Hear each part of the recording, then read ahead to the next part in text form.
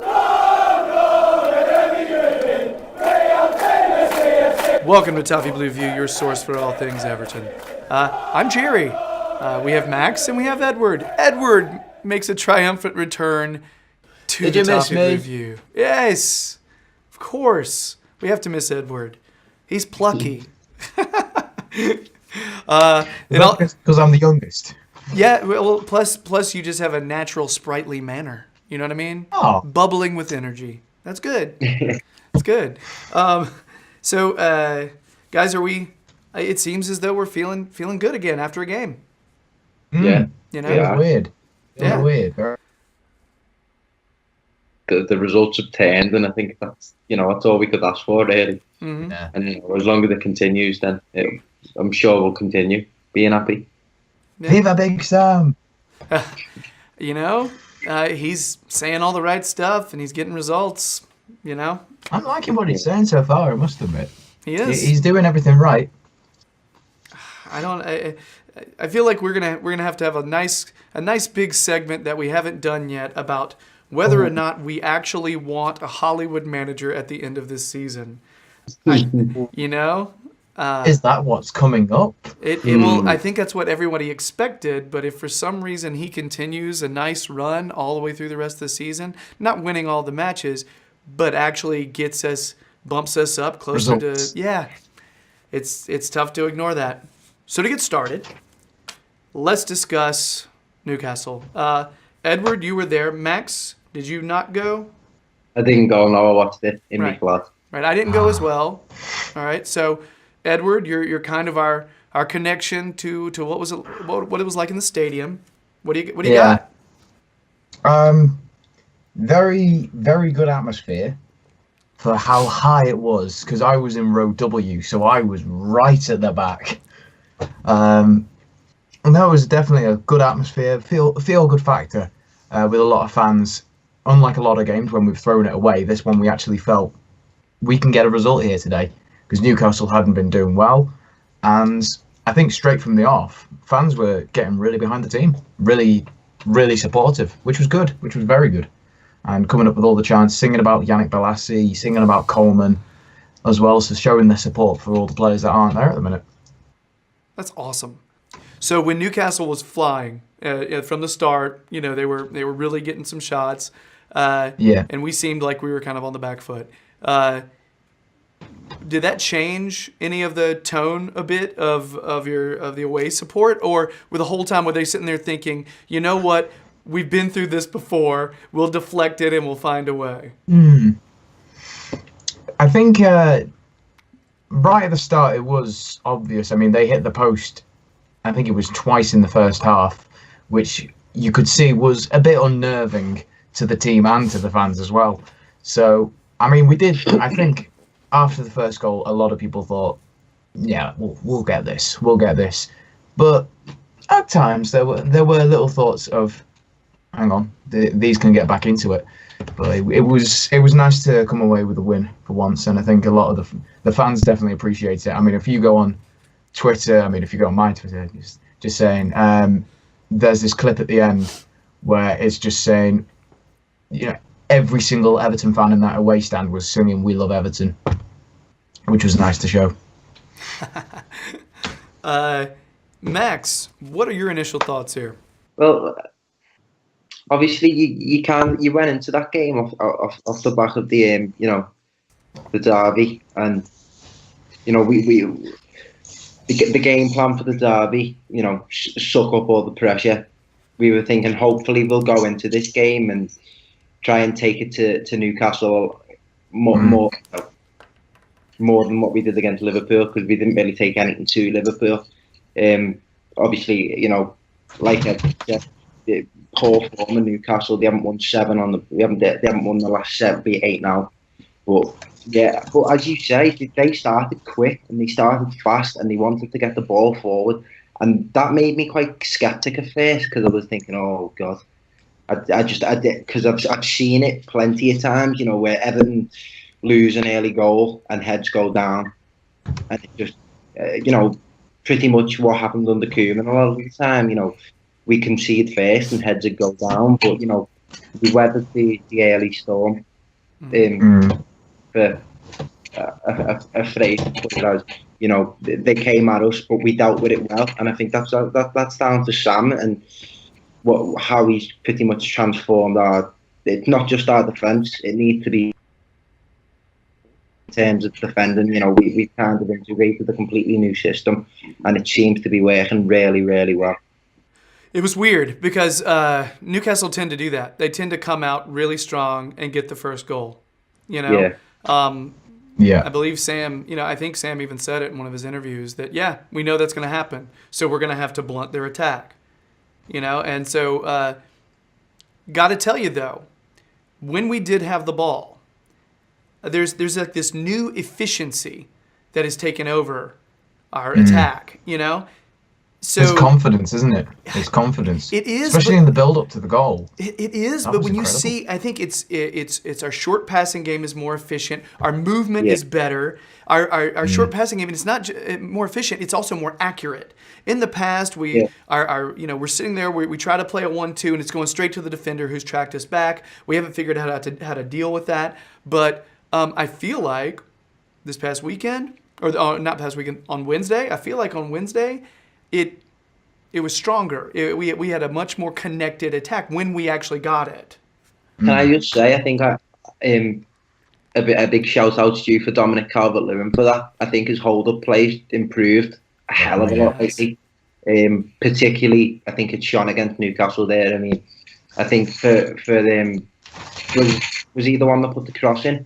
Yeah, he was the one that put the cross in, basically. He put the cross in. I mean, he's getting in better position, and it's nice to see that because as a young centre forward, he's kind of got that selfless nature of play. He doesn't mind going out wide, and for a team to be efficient in getting results, you need a kind of a selflessness amongst the players, and it's really nice to see. I mean, plenty of times, Rooney, Sigurdsson, there's a lot of good. I mean, Coco Martina as well. I think was getting up and down. I think that's probably his best game I think I've seen. He had a very good game.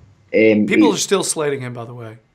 Just saying. People are he'll just be game I think I've seen him play. I mean, he got up and down a lot better than he has done whenever he's played. I mean, I think that was the first game I've watched him and thought, you don't look like a standing player. You look comfortable, and it was really nice to see. Oh yeah, he's got a bit of a run of games now, hasn't he? So maybe that's something to do with it. But I think the performance definitely picked up. I think we can all say after they hit the post first, because if you notice, just straight away. Oh, hang on, these can get into it. Yeah. One of the things, and I think we should continue talking about strong performers, because there were a lot of strong performances. Sigurdsson and Rooney are starting to develop an understanding. When Sigurdsson first came in, everybody says, he's got to get used to the system, he's got to get used to this. And I think it's really just players getting used to each other and knowing where the other one's going to be. You're seeing a lot more, we're connecting play a lot better near the box. Now, we did not do that in the derby. But then again, didn't have a lot of opportunities to do that. All right, to be fair. All right. Yeah. So, anyway, strong performance by them, and another shout out for Sigurdsson for his hard work on defense. The guy can I just say, I think Coman was actually proven right because in all the games he's played, I think his strongest position has been on the left. Isn't that crazy? Everybody's been saying he should play as a 10, but he's done well on the left. He does tend to, we've noticed it, we talked about it some on the program, second half tends to cut in a lot more and kind of go more centrally. But yeah, he's done great. Oh, and he totally, and one thing about Sigurdsson, I know, Max, you tweeted about it, the very obvious miss that he had second half where positions like that are why we brought him in to finish that. So that was a little disappointing. Yeah. But I could have passed it to Rooney. My thing is with this Everton side now, obviously we have hit a bit of form, but I think to really try and push on and try and rediscover some of this European form that we're hoping, Because obviously at the start of this season, that was the aim. Never mind Europe. We were thinking Champions League more specifically.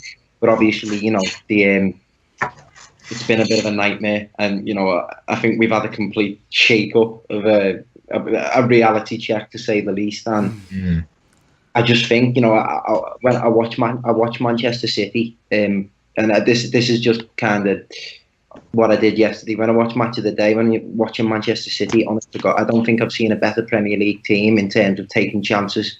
Yeah. And it's not just the obvious ones. It's most chances that they make, they score.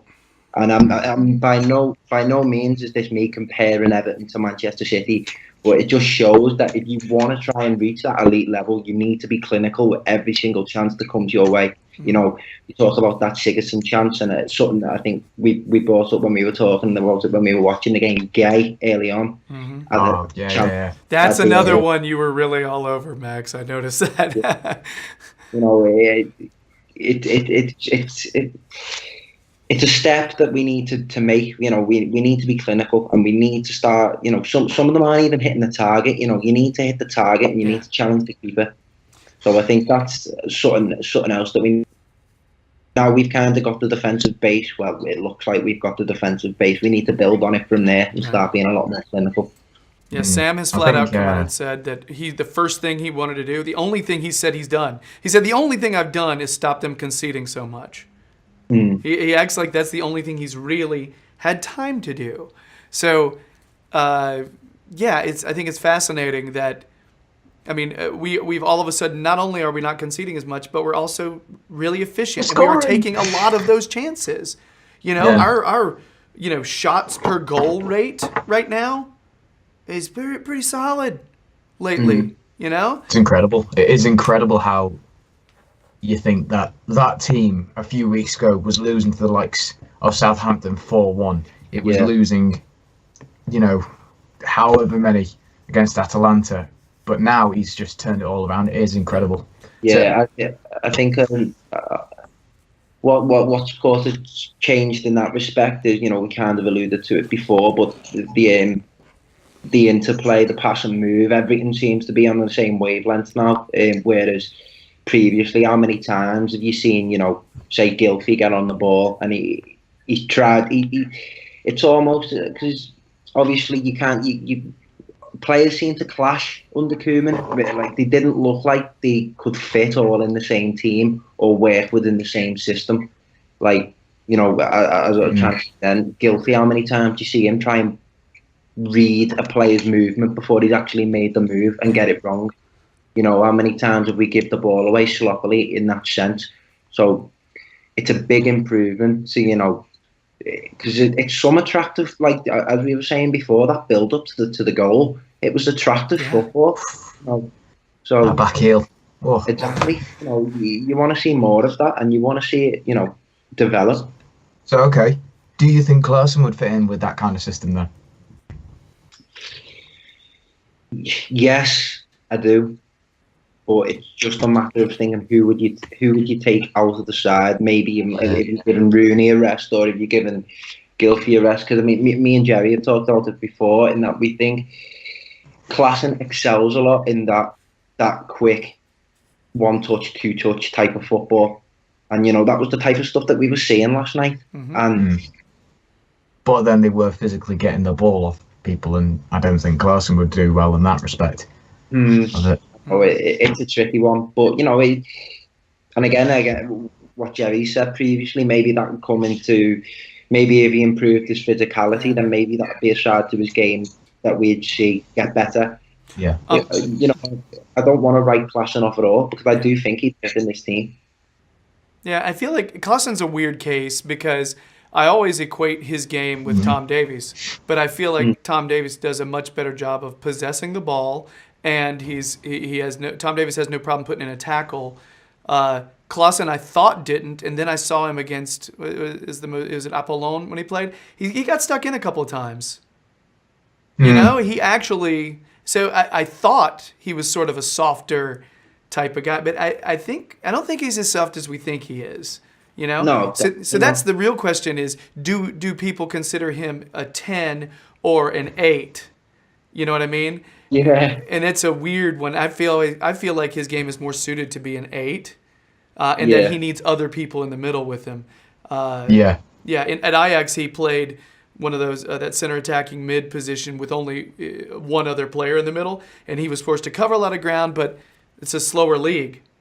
Yeah. And it's more physical here. It's faster, so I think he needs help. Whenever he's in there, I don't think he can play alone in a 2. Yeah. You know what I mean? It's not really alone. You know what I mean? Yeah, and I know what you mean, but obviously with the way things are going, the teams that we're putting out now, finally we seem to have put to bed the dilemma of figuring out which 11 works on the pitch, because we're getting results now, so it kind of the team. I still rate Niasse as a 9, just for anyone asking.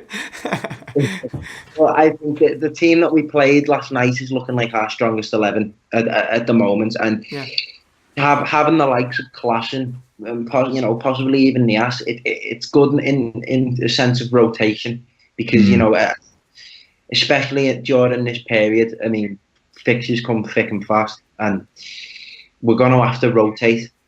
And when we do rotate, that it can't be a risk in that sense, if you know what I mean. We can't make changes that are going to change the style of play or change the system. So obviously the likes of Sam will get to work with the likes of Klassen and try and bring out his strength. But as I say, with this Christmas period coming up, and possibly if we manage to get into a European place next season, rotation's going to be key. So I've got no qualms that I do think Klassen will get a run. Yeah, I want to talk about rotation, and we actually have 2 different other segments I want to discuss rotation a bit, okay? Just because I think against Swansea, it's applicable. And also during the holiday season, it's definitely applicable. So let's get into that a little bit more detailed later, all right? Do we feel like Schneiderlin has earned his way back? Yeah. I kind of think he has, Yeah. Possibly. Last night. He really was. People don't realise how good he was last night. He was very good, yeah. I'd love to. I haven't seen his heat map of where he was on the pitch, but I'm pretty sure it didn't stray far from just in front of the back line. He seems to have found a role where he basically keeps the shape of the team together. Yeah, you're noticing as well, he's slotting back into the sort of the left back and the right back positions as well. So he's sort of, like you say, he knows where he's going as well. He covers those areas, but it's we how many when he was going through a poor run of form, how much of that was down to us? You're watching him, and you think, why are you there on the pitch, and why are you lunging in, or why are you making this mistake in this part of the pitch? But the role he has now, it's kind of. It's a low risk in terms of whenever he's got the ball, it's kind of like find a shirt and press from there. Yeah. It's kind of like, Gay seems to be the water carrier in this system, and it's working well. I've got no problems with that. It continues to impress. So long may it continue. I actually read that I think Schneiderlin actually covered way more ground than he normally does in that game, which I mean, he's running again. You know what I mean? And I wonder if he got very complacent under Koeman because it's his former manager, and Koeman may have been really relaxed about getting them trained up. And maybe, I mean, to be honest, now it almost seems like, number one, he's paying attention, but number two, and this is weird and doesn't make sense, it seems like he knows his role more now. It's more specific. Yeah. He goes, he takes care of what he's supposed to take care of, and that's it.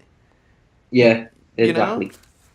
Doesn't try and play a load of roles. And I guess that was the same with a lot of the team, actually. Because you saw Rooney having to track back a lot and just didn't make much sense. But I just want to give a special little mention, a shout out to Holgate and Kenny. They've been incredible. Absolutely incredible. Yeah. I when I first watched the game live, because obviously with Newcastle having the fast start and they hit the post twice, there were a few times where I thought you know, I wish Holgate would, close down a bit more, because sometimes, I mean, he was holding his shape with Williams, which I didn't kind of realise until I watched it back on Match of the Day. But that's why I was a bit shaky at the start of the game, because obviously with them hitting the post twice, and they were from quite far out positions, in that they didn't have a man closing them down or a man marking them. So especially that Marino one, I was thinking, come on, someone needs to get out and close them down there. Yeah. But when I watched it back on Match of the Day, we're forcing them to take the shots from long distance because they've got nothing else on. I mean, we seem really regimented in defence, and as long as we keep riding our luck in the sense that the opposition keeps hitting the post or one of them flies over, it's okay. But I just think we need to be wary of that. The long ranger. Oh, that one that hit the post, not Richie, but the. That's the one that and when the first time through, I was sitting there thinking, Rooney needs to be closing that down because he's the closest defender there, and he's sort of jogging at him, And I was thinking, well, number one, he's getting older. He's trying to conserve energy. I get that. I've lived that. I understand. But but immediately I was thinking, he needs to be pressuring that. He's got to be getting. So then upon rewatching that and rewatching it, I wasn't sure if it's what Max was saying or if it genuinely was him just not sprinting at the ball just because he's just had to get back. Just because maybe he's a little tired. And I don't know the answer to that. I really don't, especially with him. But man, that was really close to being in. That was a really good shot. Yeah. I love Pickford's little celebrations as well. He came over to where we were at the end, and when everyone was chanting out, all the players were just like, "Yeah, obviously, yeah." And then Pickford, he's walking up. Yeah. Yes. Yeah, he's going to be like that because he's played for Sunderland. The amount of boos he got from the Newcastle fan. Bet. Oh, it was so funny. You could hear it on TV, man. It was horrifically funny. He didn't care. He didn't care. Speaking of Pickford and speaking of Kenny and several other people, and this is the last thing I think we should get into. We're starting to take on a little snidey time wasting. I think, DCL like kicking the ball after the play and then looking around like, what? And my favorite is Kenny going over to take a throw in. Okay. And he pretends like he doesn't know the ball's being thrown at him, and somebody just throws it past him. And the other team just pegs it at him, hits him in the legs. He has to go pick it up after that. Oh my God, it was great. Yeah. I loved Rooney's little. He was walking and ooh. Yeah, I forgot about that. Ooh. Yeah, now let me take my shin guard out. Oh yeah, that's better now. Can I just say, I think that is just an example of simple but effective tweaks that Sam Allardyce has made as he come in. I think, time wasting's time wasting. Teams do it. It's not what you want to see as a football fan, but it happens. You need it to drag results out.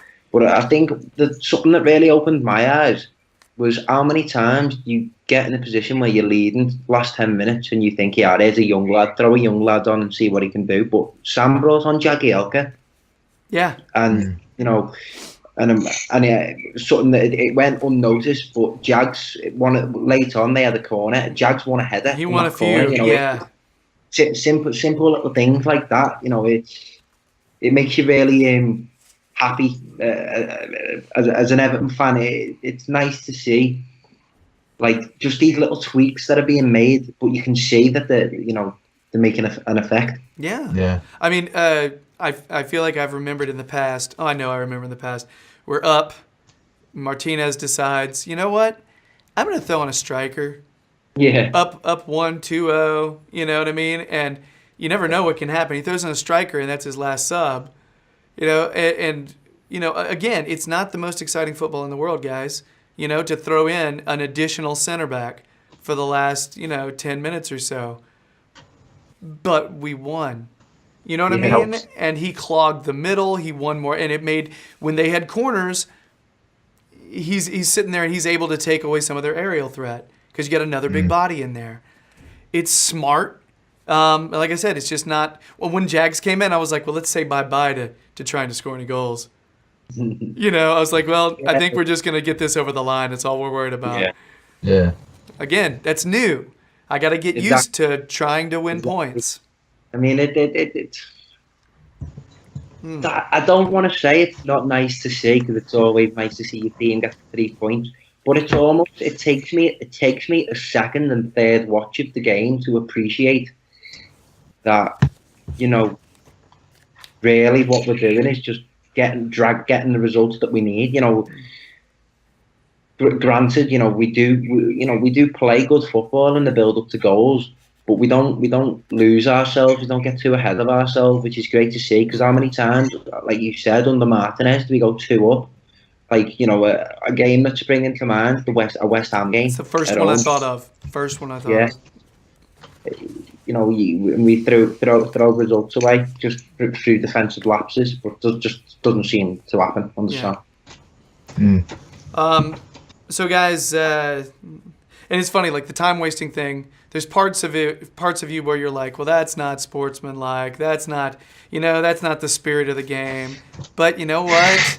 We haven't been like snidey for a while. I know. And it's been done to us so many times, and I'm sick of having to be on the receiving end of that every time. Yeah, that's why I love having the likes of Schneiderlin and particularly now we've got Rooney.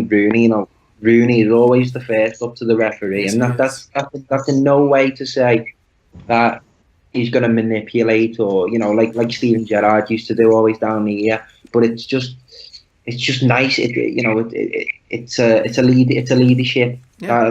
That's just the proper way to put it. It's a leadership that we've lacked. Oh yeah, that's the one thing that I noticed when Wayne came in. He seems like he's one of the only ones that's not afraid to get in the ref's face. Mm-hmm. And I'm not used to that. And Jags is probably a very good leader in terms of being in the locker room. He's probably just a consummate professional, all that stuff. But Jags being a center back, he's not always over there to be able to run over and get in the ref's face, but Rooney is. So it's also placement on the field, Yeah. Rooney as captain is making me comfortable. I'm curious when Baines comes back whether he's going to be captain again. You know what I mean? Oh, when Coleman comes back. Oh, didn't even think about that because that's happening hopefully soon. All right, guys. Have we given this enough attention? Have we reacted enough? I want to add one final thing. Back-to-back results with pissed off 2 Cop-Out managers. That's so true. I didn't even think about it. Great. I'll take that anytime. All right, guys. Well, everybody, that's our Newcastle reaction. If you're digging the videos, please subscribe. Slowly climbing. The numbers are slowly going up. All right. So yeah, subscribe, like, leave a comment. What did you think about the match? All right, tell us what you thought. Check out Max's stuff on the Toffee Blues website. He's got articles. He does player ratings. Does just a lot of stuff. Just go there and you'll find him. Additionally, check out Edward's channel, Jam E. James, on YouTube. He's got match reactions, vlogs, match day vlogs, FIFA vids. I mean, yeah, and his diary. He just likes to talk about life. If you like Everton, what's go check it out. Right on. Okay, so I guess that's it. We got 3 more vids to go. We got to hurry. So I'm gonna stop recording now. Bye.